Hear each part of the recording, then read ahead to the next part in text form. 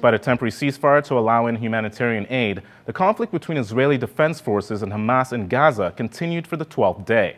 The Israeli government welcomed a ceasefire proposal from Egypt and France, but instructed its military to continue its assault on Hamas. Palestinian casualties are estimated to total at least 650, including 350 civilians and 130 children. The Real News spoke to McClatchy correspondent Dion Nissenbaum in Jerusalem. So welcome to the Real News, Dion. What's the current situation in Gaza today? Today in Gaza, the 1.5 million Palestinians living there had their first real chance to get a break, a respite from 11 days of the Israeli attacks.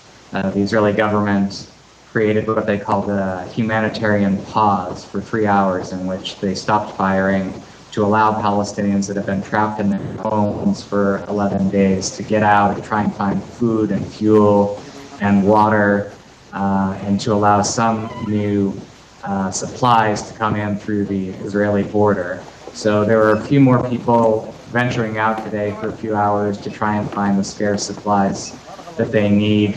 Of course, the pause ended at 4 p.m. local time and the fighting has resumed again.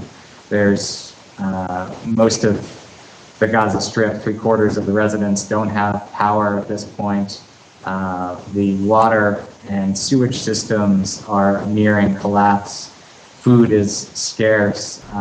United Nations is still saying that more needs to be done to ensure that the Gaza Strip doesn't disintegrate into an even greater humanitarian crisis. Both sides have said that they will stop their military aggression if the other side stops first. How do you see this impasse being solved? Yeah, that's basically the heart of the matter here. We're not entirely sure what the exit strategy is at this point. There are diplomatic moves that are being led by French President Nicolas Sarkozy in conjunction with Egypt. And it seems like the center of this is a proposal to put some sort of monitoring force on the Egyptian side of the Gaza border. And as you know, this is where the network of smugglers' tunnels have been established by Hamas to bring in weapons, to bring in supplies that have been cut off because Israel has closed its borders with Gaza.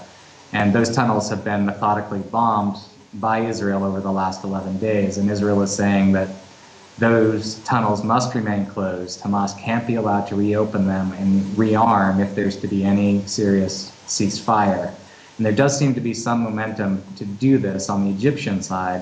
The catch, of course, is that nobody's talking to Hamas in this equation. And Hamas is saying, we're the ones that you have to stop. We're the ones that have to decide this. And if you don't talk to us, you don't negotiate with us, then we have no reason for us to stop firing. What the Israelis are basically saying is that they believe that the last 11 days have significantly hampered Hamas's ability to fire rockets and sent them a clear message that if they continue to fire rockets, this is the kind of response that they get. So they are trying to argue, they believe that they can essentially cut Hamas out of this equation and sort of impose a deal on them. And of course, Hamas is saying that that won't work, and we'll just have to see. How do you see this thing playing out? Is there a diplomatic solution? Well, there will have to be a diplomatic solution. I think it's just a matter of time. The Israeli Security Cabinet met today to consider expanding the operation, and we're hearing that they basically deferred the decision on that, perhaps to give some of this diplomacy time to work. The problem, again, is that Hamas is not part of the equation at this point. And it is not clear that they will accept any deal that is imposed on them. It's quite clear that Hamas is fractured at this point. The leaders in Gaza are underground, really unable to negotiate. The outside leaders, who tend to be a little bit more hard line, are rejecting any kind of compromise at this point. And so it's difficult to see exactly how this ends. If Hamas believes that it's to its interest to stop the firing, to negotiate over the release of Gilad Shalit, the Israeli soldier that they captured in 2006, and has been held in Gaza since then, if they believe that it's to their interest to stop the firing, negotiate on this, perhaps get a deal with Israel that allows Palestinian prisoners to be freed, to give them some sort of victory out of this, maybe there's a route out. But it's not possible yet. I don't think anybody can really see exactly how this deal is going to take shape. Where it's evolving, it's fluid, and the parameters are not set at this point.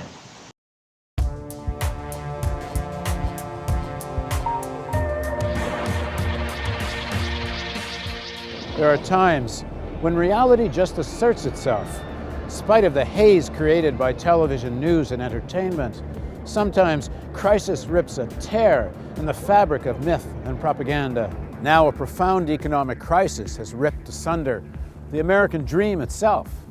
Millions of people losing jobs and homes. They lack proper health care and any real sense of security. Since 2001, workers' wages have fallen or remained stagnant, even though worker productivity has risen almost 33%. By 2006, the top 1% of households were receiving 23% of all pre-tax income, more than double what it was in the 1970s. It's the greatest concentration of income since 1928. As unemployment rises, we need to know why this crisis is happening and what we can do to defend ourselves. Why are wages so low? Why is the society so laden with debt? Is it in ordinary Americans' interest to have $1 trillion military budget to project power across the globe? Corporate television news won't ask these questions, let alone try to find answers. Only a truly independent news network can tackle these questions with courage and with ordinary people's interests in mind. We need a news network that's independent of corporations, governments, and political parties. We need the real news. But there won't be a real news network unless we raise substantial funds right away. The current financial crisis has hit our funding hard. Together, we do have the power to turn it around.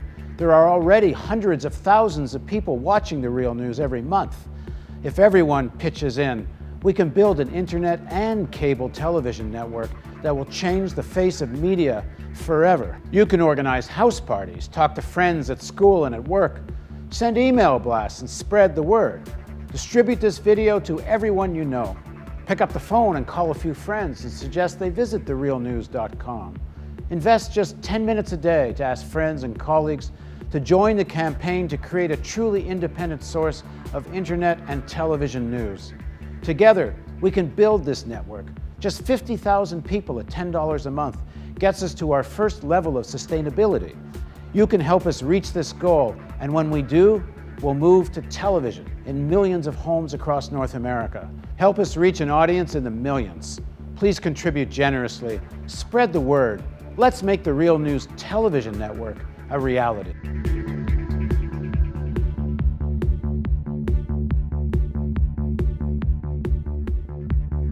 Your tax-deductible donation makes it possible. Please contribute at therealnews.com.